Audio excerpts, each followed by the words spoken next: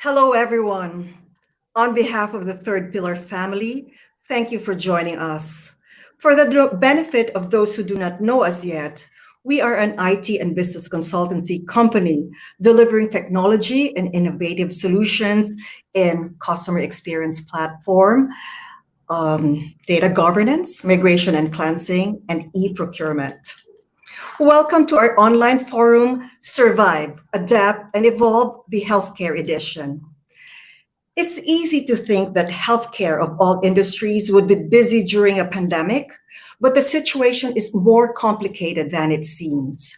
Two stark realities exist.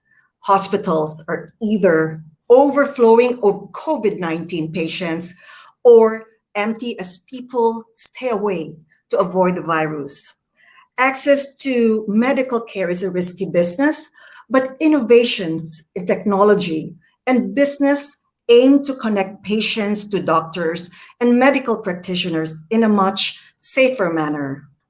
Today, we have brought in reputable companies in the industry to share how they have transformed their businesses to suit the new norm and how they continue to innovate in service of their patients, customers, and the community.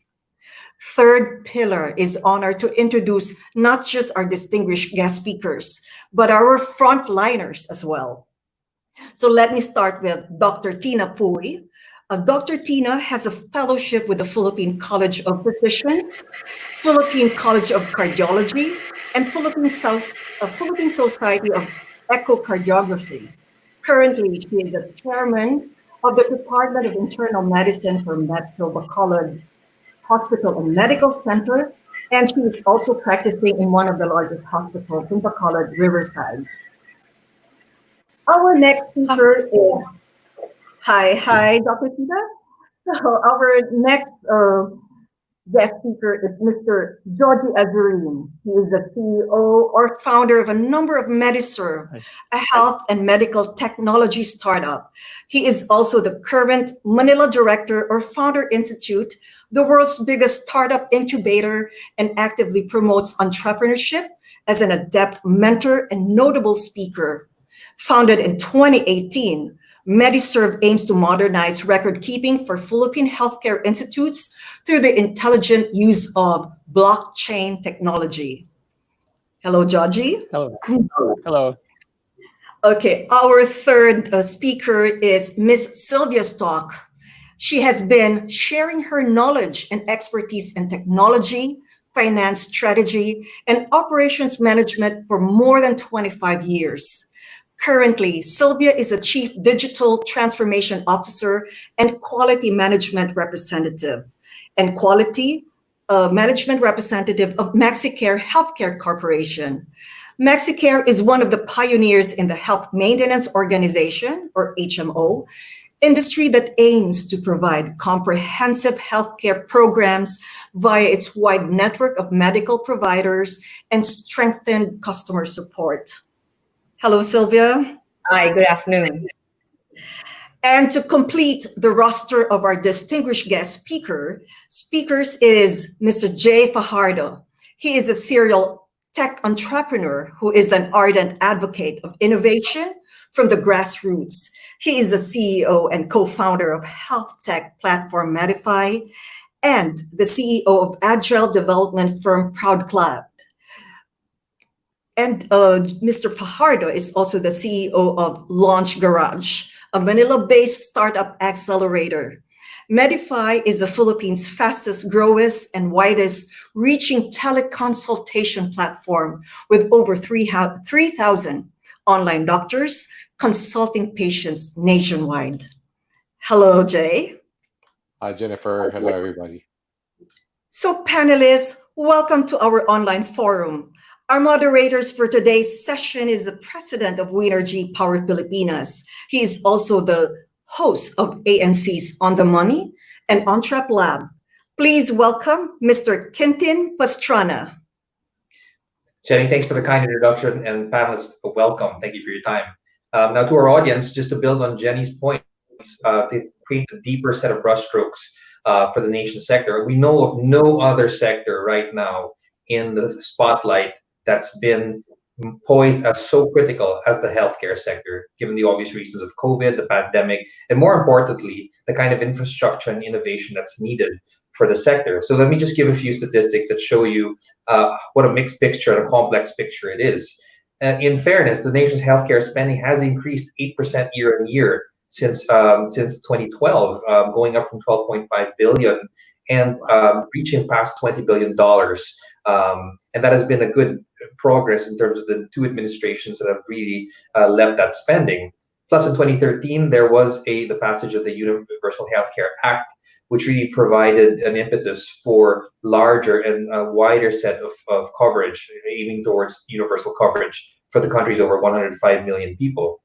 And yet, when you look at the kind of progress, a lot more needs to be done. The fact is that in the Philippines, around 6 out of 10 patients still will die without ever seeing a doctor. Pointed to the culture or the lack of access, there has to be a lot of discussion on that. When Filipinos get sick, they shoulder around close to 60% of healthcare expenses, and that's out of pocket, and the rest coming in via private insurance, and the balance of that with PhilHealth, which is really bolstered by the universal healthcare law. Now, people think that the healthcare sector is a profitable sector. That the facts show otherwise, because of growing claims since 2014 of close to 4 billion pesos, around 300 hospitals, around half of the private hospital association Philippine members, are now under threat of bankruptcy. And so there is a crisis there that threatens really the well-being of customers and patients, more importantly. The statistics also show that at the end of the day, when you look at the patient bed to population ratio, the WHO has said 20 per 10,000. The Philippines is only half that. So there is a question right now in terms of how well the infrastructure will stack up. And finally, because we're talking about last mile delivery solutions, which is the aim of most social entrepreneurs and even doctors, only less than 50% of our barangays have standard barangay health stations as of 2018 and 2019. So with that mixed picture, we've painted a lot of pain points, but we're not going to end there. We are going to look at how these pain points are solved, and what better way to do that than bringing in champions of this entire spectrum and ecosystem of the healthcare system, from the brick and mortar side, from the physical facilities and the frontliners, to the more Internet of Things enabled companies and digital platforms. So with that, and building on the introduction that Jenny has made, I'm going to start off with the first question. The first question itself is because the pandemic approaches and affects everyone. No one is spared for this. The question I have for your individual organizations: how has this affected your business models, and how has it hastened your own transformation and pivoting as well? So we're going to start with Georgie. Georgie, this is very important because I know from both a social entrepreneur and a patient perspective, because you were affected by COVID, how did that affect you during this time? Yes.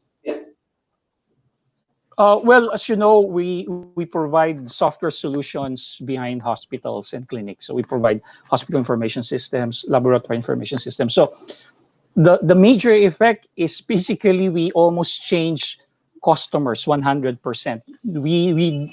A lot of our customers, we have hospitals lined up for implementation, and a lot of them have stopped.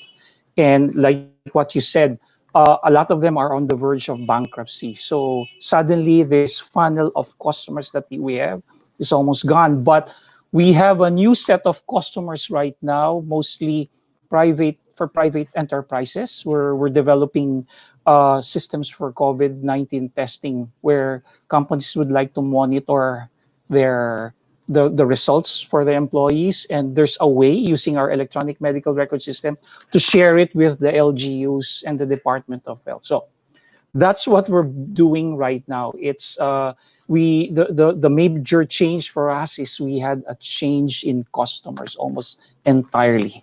So that's what happened to our business right now. Johnny, we'll touch base later, and also want to touch base on the other side, the more human interest portion later on, because you yourself are a COVID survivor. It'll be interesting to see how that dialogue plays in, in terms of the system from a patient's point of view. That's right. Yeah, well, speaking of from patient to doctor, I want to bring in Dr. Tina Puy. And Tina, you're not just a physician, but you're also head of the department of internal medicine for two hospitals. And it would be great to see how the physical facilities, the hospitals themselves, have really coped this massive onrush of healthcare, critical care needs? How has this affected your hospital and your practice? Actually, the census in hospitals has dropped to 25 to 30% compared to the previous statistics. And most patients admitted were COVID patients or those who were really sick. We didn't have any elective cases. We didn't have wellness patients. And of course, the income or the revenue of the hospital has been really affected. On top of this, employees, we had a poor turnout because of lack of transportation. Some were not allowed by family members to go to work. So despite all of this, the hospital had to continue paying utilities, security, everything, and even the employees who were on unused leaves. And if the financial reserves of the hospital are not enough to keep the hospital business afloat, it's really going to lead to some problems. Like one of the problems met by one of the big hospitals in Manila, where they thought of retrenching some of the non-crucial hospital workers. But for humanitarian reasons, we've tried to hold on stopping ourselves from retrenching employees because jobs are really important nowadays. Yeah. As a private Go ahead. as a private physician, my eyes were also opened to telemedicine. I have been practicing for more than 20 years already. And I'm like the typical old school physician who does clinic consultations, paper medical records. Patients pay me through cash or check.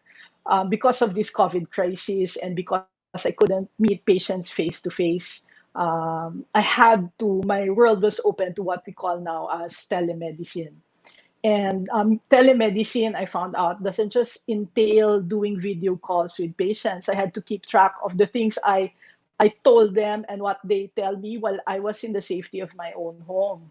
So I had to finally shift to what we call electronic medical records. And after electronic medical records, patients had problems in paying, of course, and I had to have payment options such as online banking, cashless transactions through like PayMaya, for example, or GCash. And in a funny way, opted to pay me through Palawan and Luwilier, which is more accessible to people from, yeah, which is, I think, more accessible to people from Yes, out in the of mainstream, towns. absolutely. So, as a private physician, now I'm into telemedicine. And from the hospital point of view, we're trying to bring health services to the patients themselves. So, we're trying to bring laboratory tests by doing home service. We're also doing deliveries of medications to patients to their homes. We're trying to maximize on whatever limited digital capacity our hospital has. I think what we have here in Bacolod is not as high tech as the ones in Manila right now, but we have certain areas of the hospital which we have digitalized already. So, like for example, the X-ray departments, radiologists can read X-ray results from the safety of their own homes. In the X-ray department, patients can access their results by being given an access code also for their results, but it's only up to there. So now we're seeing the importance of all of this. Yeah. Thanks, Dr. G. I mean, it certainly transformed the way you interface with patients, not just from a physician's point of view, but also from an administrator's point of view. And I just want to make this point to others before we move on to our next panelist, that this is, while health is a demand inelastic service, it's not the same as running a business where you're expecting more to come because of the restrictions, because of the higher overheads, because of the quarantines. They have actually affected your business models quite tremendously, to the point that it really speaks to the point that of the Philippine Hospital Association of the Philippines, the Private Hospital Association owners of the Philippines, that close to half of their members are set to go bankrupt because there is a bottleneck there, the logjam there somewhere in the financing and the cash flows and revenue. So we'll talk about that more as how to overcome that pain point later on. Now, next, we'll get Sylvia. Sylvia, you're somewhere in the middle of the spectrum in the sense that you've got this brick and mortar office and you've got a lot of personnel there, processing claims and making sure that subscribers come in and are happy, but at the same time also being able to migrate online to make sure that their frontliners themselves are also protected. Tell me about that journey of yours. So the COVID has been very interesting, Quintin. Two parts. Anybody who wasn't a frontliner that worked in our clinic, we knew we needed to move to home, right? So that happened really very quickly. We are lucky that we had invested in technology early on. So a lot of our stuff is in the cloud. We have a hybrid network. We set up over 1,000 home network, shipped computers to home to get that running. Our delivery centers are also strategically located around the Philippines, so that gave us some time. So we never really lost any day, right? We're still running 24/7, and our services continue to run. But as hospitals had to close, right, in the beginning of the pandemic, we knew we needed to give continuity of care. So our clinics remained open. We closed maybe maximum of 24 hours to pivot new safety protocols, but our PCCs continue to run. Now, for our people in the PCCs, we realized that in order to have safe continuity of care, we needed to keep them safe. So actually, Quintin, during this pandemic, we were so busy, we set up a new pathway. We call it RAMP, right? RAMP is really a way for us to manage the impact of COVID for the business. So we took our data, took a look at the base health data of our members. Using that, we are able to identify who is high risk. And based on that, we put up online systems. We use telephony, telemedicine to put ranking and risk ratings of our members so that we can define for them a pathway. So we were very busy. We were very busy stitching together our network for testing. And we've been very busy stitching together our management network and making sure that we are able to address care continuity, most especially for the people that are high risk for COVID. Yeah, thanks, Sylvia. I mean, and just to declare an interest, I'm one of your subscribers. My firm is one of those smaller firms that actually are qualified under your service. It seems to me that you are making that pivot because even on the online side, even on the email side, you are reaching out to clients in terms of educating them on what to do. More importantly, on a proactive basis, but also how to process claims better. So more on that later in terms of how you're pivoting, and more importantly, how this digital journey has actually hastened your customer fulfillment as well. So speaking of customer fulfillment, and we're gonna round this out with Jay Fajardo. Jay, your business is inherently built to be future proof in the sense that you've already understood the pain point in terms of teleconsult. So the idea that you can actually get to patients faster without the physical barriers. Tell us about how that's affected you just the same. I mean, some are more affected than others, but certainly you're ahead of the curve in this one. So tell us about your pivoting. Sure. As you might know, we actually started building Medify out in 2014, 2015. And back then we were really, what you mentioned, the macro statistics regarding the healthcare system. We were building ourselves to be a solution to decongest the system. At the same time, we also wanted to cater to the convenience pain points of the patient, the typical geographic barriers, congestion in the clinics, traffic, etc. So what we did was we built out this telehealth platform that mimics a physical clinical consultation. Just like what Dr. Christina said, I mean, it was a lot of the pushback came from the doctors because it was a new thing, and a lot of doctors, and I guess Dr. Christina can vouch for this, are very risk averse with regards to their practice. Any incremental change in the practice is unnecessary risk. If it works, why if it's not broken, why fix it, right? So that was the prevailing atmosphere back then. Now COVID happened, and in fact, incidentally, we had just relaunched our version 2 of the app in November last year, and we were in the middle of a beta test. So we had about 45 doctors and a couple of patients. Then the quarantine announcement happened. And on that very same day in the afternoon, a lot of doctors started calling already, asking if the platform was live. Um, and of course, I said yes, even if we were, still fixing Yeah. things. Um, and that sort of thrust us into public service. And we shifted into high gear with regards to building out the platform, the features, the bugs, refinements, the payment, the customer journey, etc. So we did that over the last couple of months. What I guess it highlighted two sides. The pain point on the healthcare system, which was much more apparent now. Um, they did not want to have unnecessary visits in the healthcare centers. If you're not critical, stay home, um, and help alleviate the pressure on that time. It was sort of like frantic Yeah. in Manila. Yeah. So that's one. So we serve that role. This on the other side, it was also a way for physicians to continue their practice.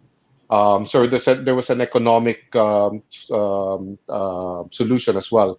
Um, Patients could not go to the clinics of their doctors, so the doctors had to find alternative ways to continue practice. Um, it just so happens that we built our platform out from the start to be a B2C type of platform, which means that we were highly scalable in terms of onboarding the both the supply side and the demand side. Um, so that's why we rapidly reached about 3,000 plus doctors as of today, and about maybe 20,000 plus patients, and still growing. No? Because we don't need to handhold doctors to go on board. Maybe they do the customer support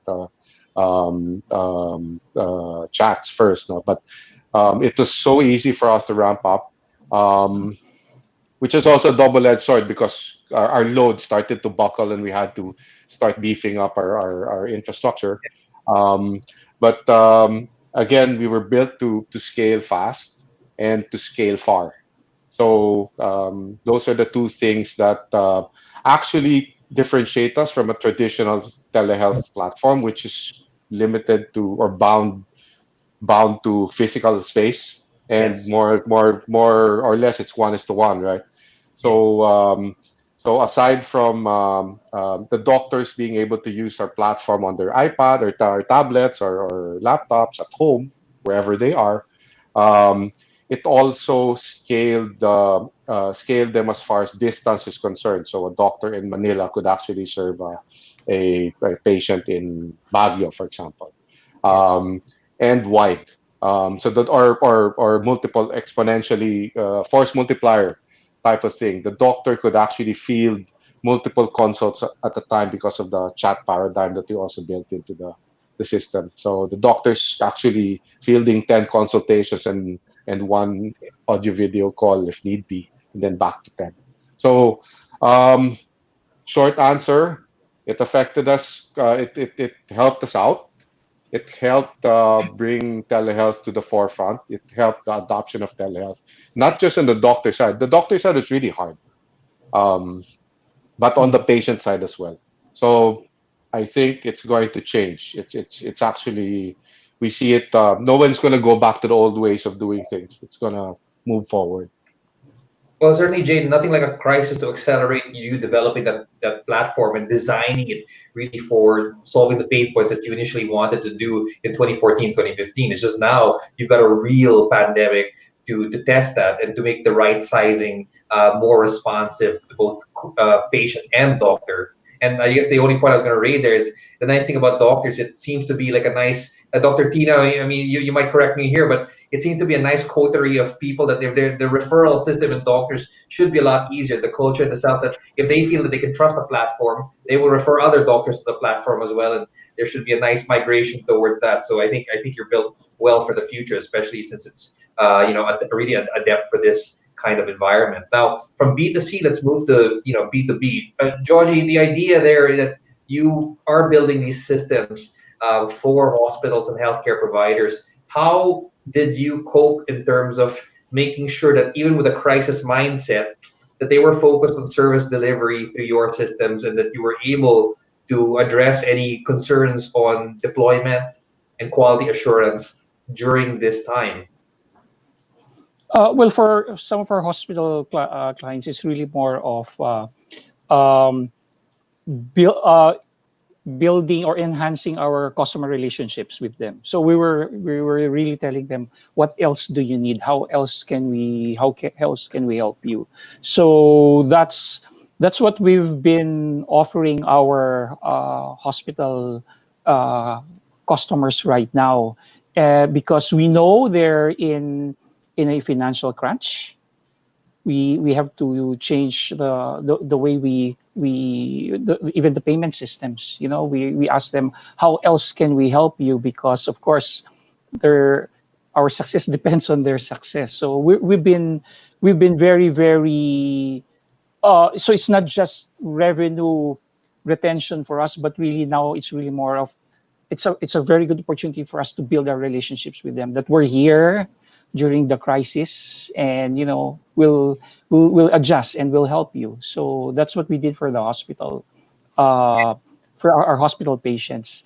But then again, it also it now goes back to our real customers, are the patients, and it really goes back to our vision, our holy grail, where on your app, the patient can see a single version of all of their records, from all the doctors they've consulted with, from all the hospitals they've confined, all the records with the insurance company. So it's a long road for us for that, building a common platform, regardless of what type database or vendor for the electronic medical record system. But somehow that became more apparent, Yes. somehow that we're now talking to other platforms, that there is now a need to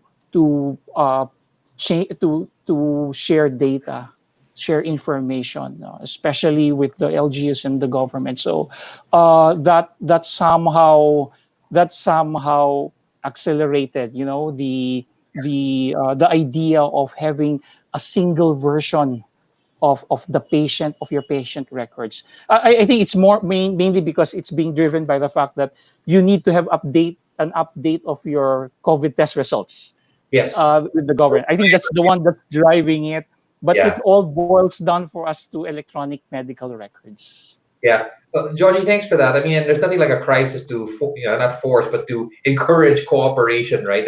And Yes. this is a question I'm going to ask the rest of the panelists also. So I'll start with you.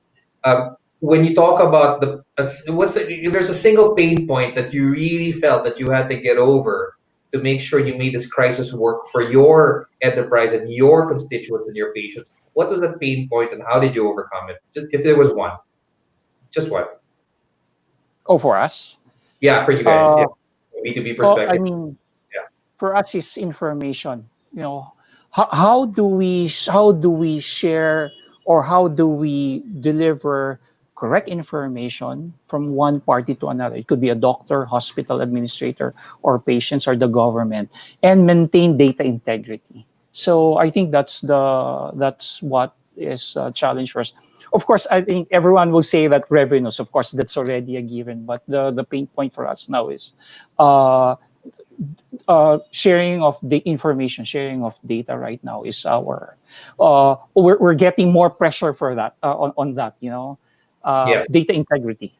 No, they did not. You're only as good as the last, glitch, and there's a garbage in, garbage out thing. But lives are at stake here when you talk about, the informatics of medicine, right? So we'll touch base on that later because we're going to work towards trust. Now, Dr. Tina, before I ask you about those pain points, because you illustrated some of them earlier, one of our audience has actually asked a very physician-orientated question, which is, I'll read this here. It's, how do you implement social distancing for patients who want to visit their doctor specialist, especially for senior citizens or patients? How is Metro Bacolod doing it? How are you and the other hospitals doing it? That's obviously specific to you as a physician.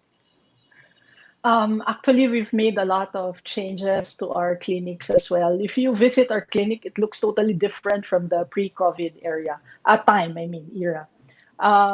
Now we have glass barriers. Like I'm in my clinic right now. There's actually a glass barrier separating my desk from the patient's chair. We had to put in exhaust fans to produce a negative pressure area in the clinic. We had to put in air purifiers for every area. Patients have to, we had to have a queuing system wherein patients wait outside the clinic only when they're the next patient already. They go in, so the rest of the patients stay in their homes or in their cars and wait for the queue from the secretary when they should go up to the clinic. So So it's a that's bit of how we maintain social distancing, during consultations. yeah. The sub question there was about senior citizens. Is there any special treatment in that sense? Because they're the most immunocompromised and at risk. How is your hospital handling that? See, that actually combines already my answer to your next question, because that's the purpose of the telemedicine, and that's why we try to emphasize to our patients why we should do a virtual consultation first. And what I actually do is I do a virtual consultation, and then I tell the patient to come in the following day for the physical examination part. So that shortens the time that the patient is exposed to me, as well as the time that I'm exposed to the patient. So during the time that the patient comes to the clinic, I just like listen to the patient, auscultation, check the blood pressure, and then send the patient home. We send also the prescription through the cell phone of the patient, or through e-prescriptions. So And we combine, like personally for me, because I'm a cardiologist, I try to combine the teleconsultation without compromising also the quality of care, because it's important to us to do actual physical examination. So I tell the patient to come to the clinic if I feel it's necessary, or if the patient tells me that, doc, I have to really see you. Yeah. So Dr. Tia, it's basically like a logistical triage at work, right? You're trying to prioritize in terms of which ones are critical to see, and then you have the system. I think this blends very well to segue into Sylvia, because we were talking about it earlier before the meeting, that this prioritization, this queuing, the systems to make sure that everybody is addressed according to the criticality of their need. Tell us how you've been able to use technology to do that, because I can imagine that's your pain point with a massive onrush of patients consulting and try to get claims. So when it comes to that, several ways. So we invested in systems that will help us handle the traffic. So when you call MaxiCare, we are actually able to track every single call. Even before COVID, Kenton, we invested in self-service systems, right? So we have self-service systems for the members, so they can reach us over and above the phone. But we invested in our pods, right? I was talking about our pods. So when you go into our pods, you already are able to capture self-service, certain informations are about yourself. So we implemented a workflow, so we know if we are going to direct you to a doctor or direct you to a care coordinator. So I think that's very, very important. Resources is a major problem in healthcare, right? Doctor's time is very precious, and we really need to do a better job of making sure that the doctor's time is really spent in critical care for the patient, and we try to alleviate that by automating certain portions that doctora doesn't need to do. Reminders for the patients, right? So we use our care coordinators for that. And even us, we're trying to accelerate the pace by which we can implement systems that will help doctors and our nurses to do less with more. So yeah, I mean, really prioritizing the highest and best use of time, right?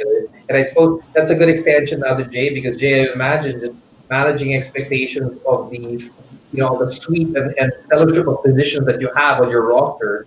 That could be also a source of a pain point, right? More than just a platform. Tell us how you manage that. You're really combining the personalities, the psyches, the expertise, collecting your expertise of different doctors with different personalities. How do you manage that? Well, I guess it's not managing them. Like I said, it's a B2C platform. Yeah. And from day one, from registration, they really self provision themselves, Okay. and we don't really intervene at all when when a patient comes in. Chances are they already know, or they're looking for that specific doctor or that specific specialty, The and self-select. the app actually, yeah, the app actually allows them to do that. We also have this consult now feature, which is more like an Uber experience, where you don't know what's wrong with you, and then you click on it, and then you put in your primary concern, and doctors will now choose to accept you as their patient. So it's like a walk-in patient. But pain points that exist right now, given the increase in usage, it's payment options. Because right now we're allowing credit card payments. So it's Visa and Mastercard, debit and credit card. That's a Later we want to 10% of the population, right? So how do you maximize? I guess the great point is like how do you maximize coverage, right? Yeah. right.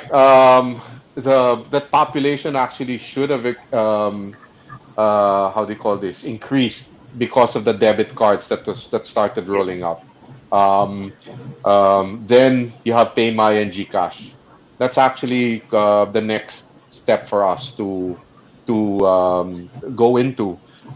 We have been approached though by groups, like for example, people handling payroll for companies. They want to start providing this to their employees, and then deduct it from their salaries at the end, at the pay during the pay schedule.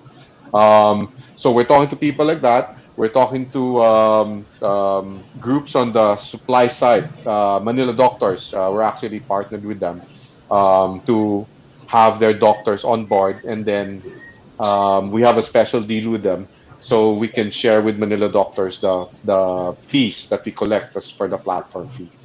Um, so just like any other business, it's trying to increase the or ease of use, the friction. You have to reduce the friction for payments, friction to deliver the product.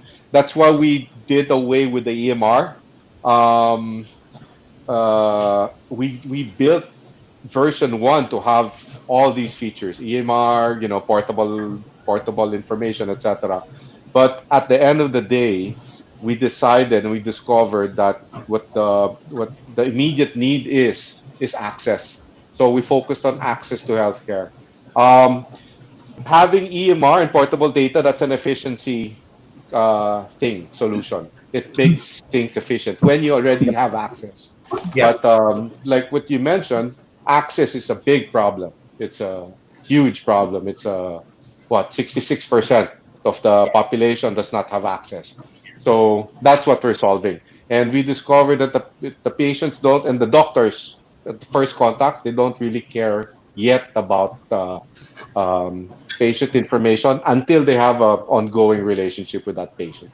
Yeah. So nothing like empirical data to show you what to prioritize. So I mean, this is really good information for everybody who's trying to set up their own enterprise or trying to understand the system as a whole. Now, this is a very brief next round of questions, and this is a question on building trust. Georgie, we talked about this earlier, but just advice now that we're turning to the audience, in terms of the entrepreneurs. How do we feel? How do you know, engender trust with your clients at this specific time? Just for entrepreneurs, for example.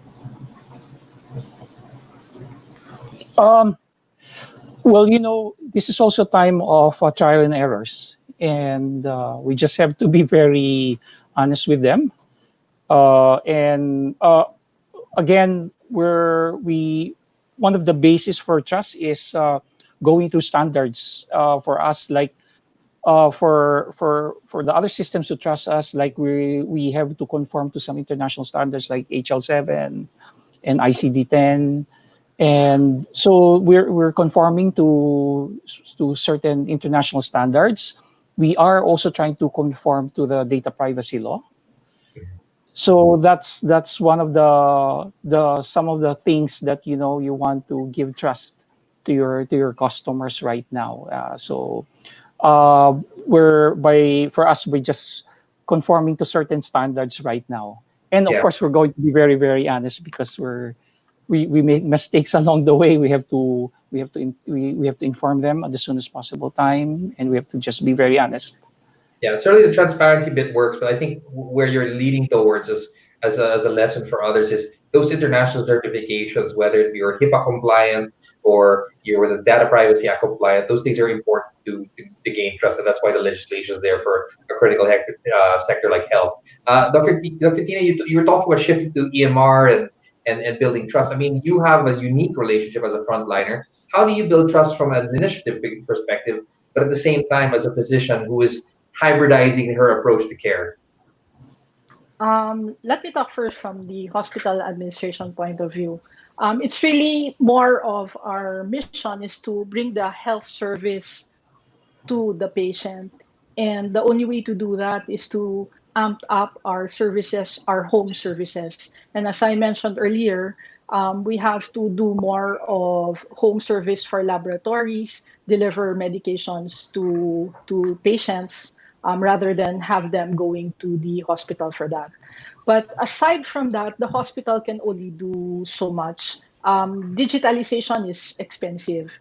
That's why, as I said, we want to have a system like what Georgie is recommending, where you have like interoperability. I mean, that's like the end point of all of this. It's just a matter of time. I think the blockchain technology is what we all need here, because I know the problem when like one patient comes to you and then from another doctor and you need lab results, and these lab results are not readily available because this lab result was done in another hospital.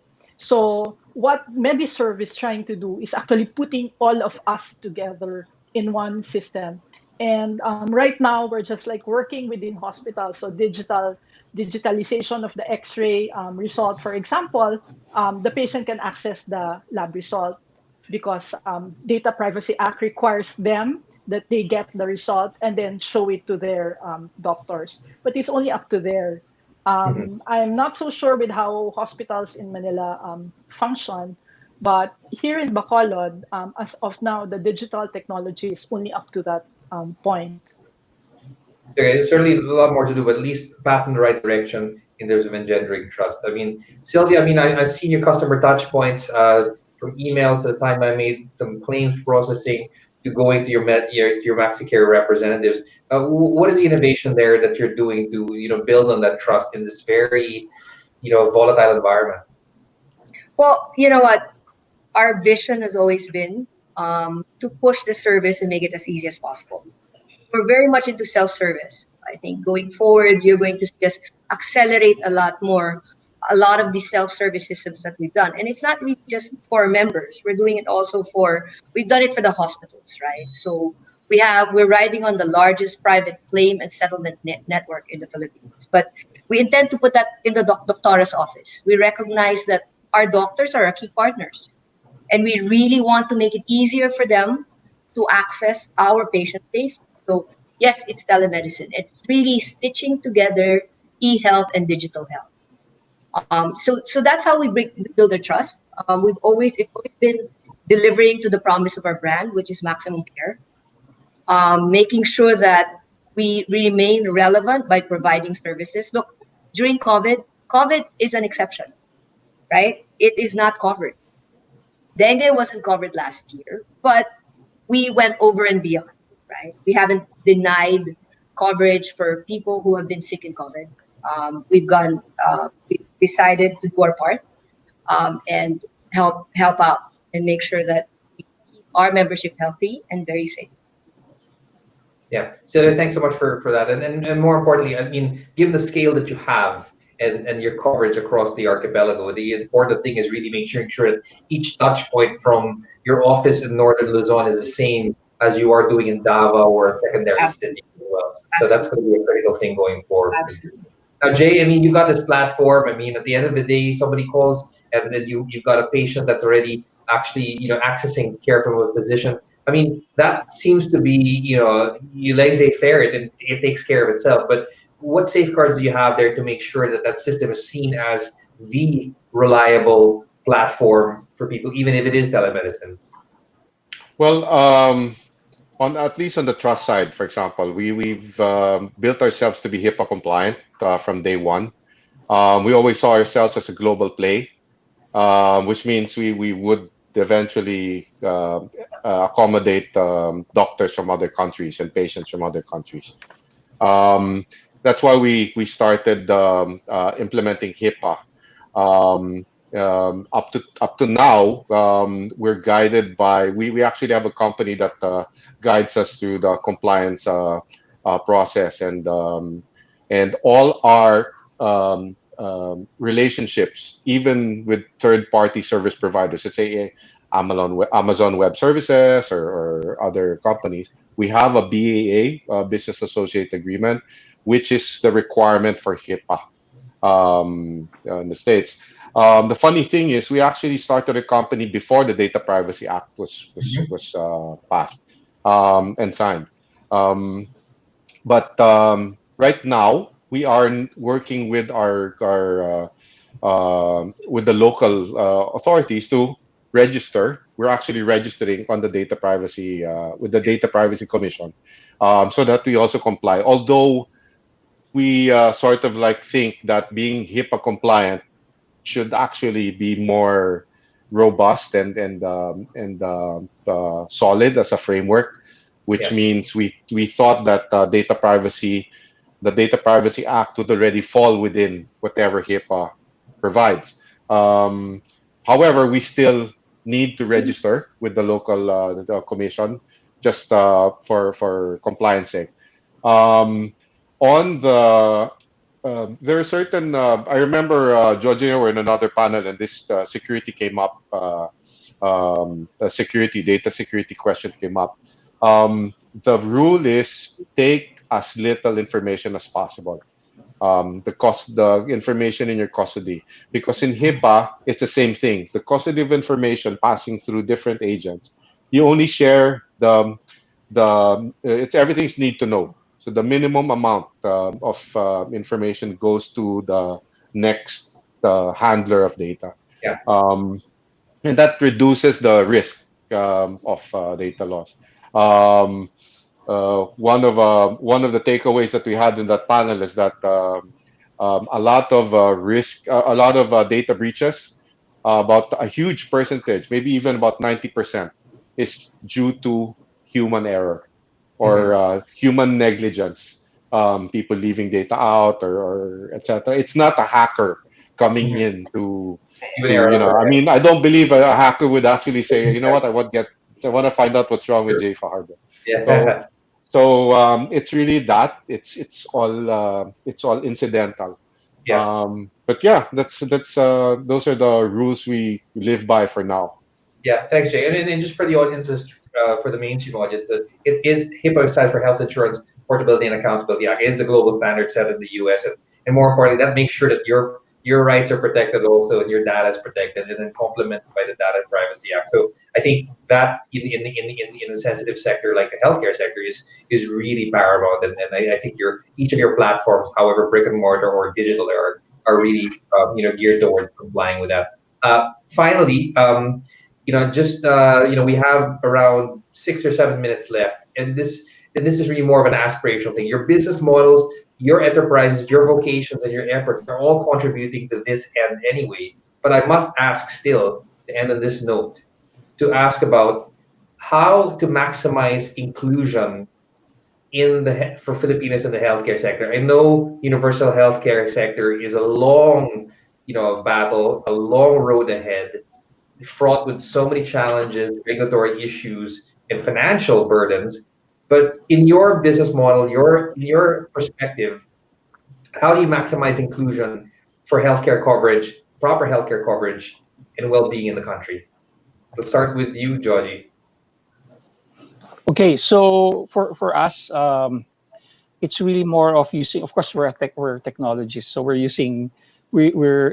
technology is the forefront tool for us. So we want to use technology as one of the tools to reduce the cost of healthcare, to make it accessible anywhere. So it doesn't have to be just affordable healthcare in Manila, but it has to be affordable all the way until Sulu. So for us, we want to use technology, and how it's for again, based on our vision for Medic Service data, it's patient data. We want to fill in the patient data quickly and accurately, and securely share them with other parties. So for us, that's how because if we have the data, we're contributing to the effort to make the healthcare affordable and accessible. Yeah, so access and interoperability of data, I mean, down to a dashboard type feature. So I think that's where we're all going to. So thanks again for providing those systems, and hopefully traction gets bigger with the other hospitals.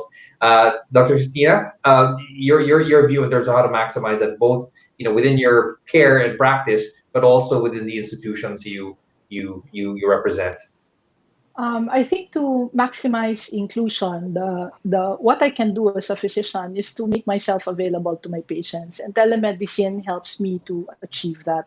Of course, telemedicine already includes your electronic medical records and your cashless payments. From the hospital point of view, it's really more of bringing the health services to the patients. So we have to maximize, as I said, home service for laboratories, for medications. And right now, we're maximizing whatever digital technology we have in the hospital. Aside from that, hospitals are really tied up, and we're really being affected badly by the COVID crisis. So we're just trying to stay afloat during these times. Yeah, well, thanks, Doctor. I mean, it's certainly a clarion call for other hospitals to try to find a way to share best practices, so you can take these limited facilities, overhead constraints, and really try to maximize, care, while at the same time, lowering on cost. So I mean, and maybe technology will be the way to go if you end up spending your OPEX or some of the CAPEX on systems of like what Georgie's putting together. Now, Sylvia, I mean, at the end of the day, I mean, your coverage has been gaining ground. I mean, at the end of the day, one statistic that bears repeating here is, 99.6% of registered enterprises in the country are MSMEs, and they are also one way of partnering to improve access. I'm certainly one of them, and you have provided coverage for my employees as well. How do you maximize that and scale it up through those partnerships to make sure that care is not only affordable but accessible to all? Well, one of the things that we've done recently in terms of access, we really wanted to make sure that we provide a lot of products that are not very high in price points. So in the consumer side, with the micro SMEs, we push a lot of products. We were one of the first to cover senior citizen. Our Prima product is unlimited coverage for senior citizen in diagnostics. And today, even while COVID is happening, we got approval for a new product, ER Advance, where we have eRed emergency up to confinement coverage. So the vision of MaxiCare is we rely on our expertise of making sure that we manage the cost of healthcare, make it very rational. I think that's very important. And we do that by not just negotiating with doctors, but trying to find different ways of serving that, right? Second of all, we use technology a lot to make the cost of our delivery for a larger population be much lower. And I think that's going to be very important going forward, right? The challenge going forward is how do we finance healthcare, right? How are we going to do that? I don't think there's one answer, Quintin, right?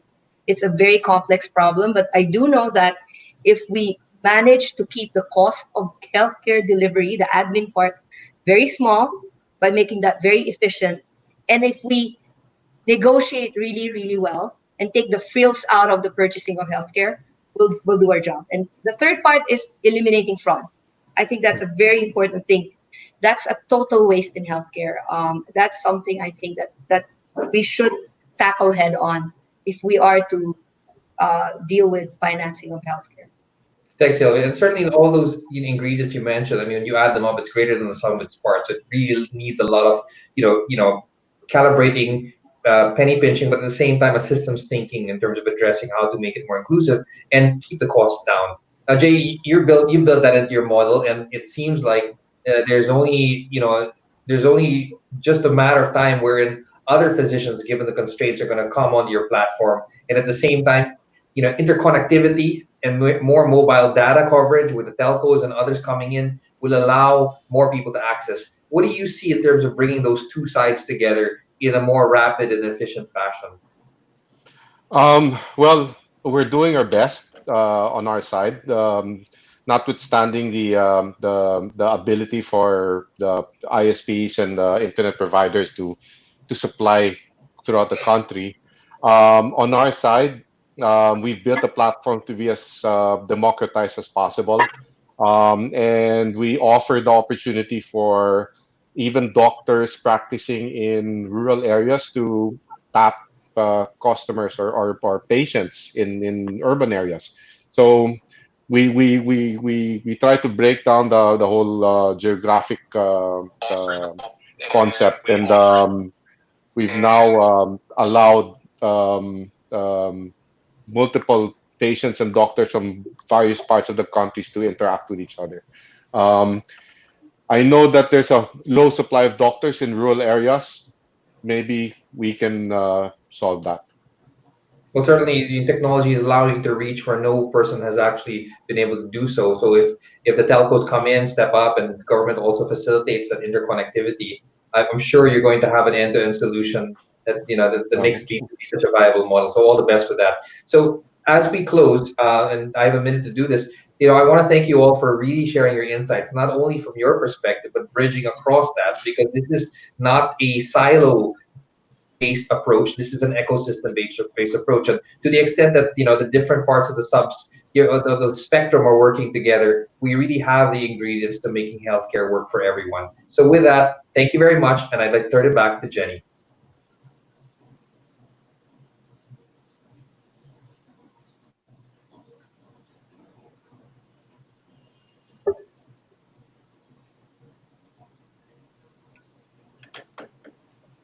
Jenny, you're still on mute.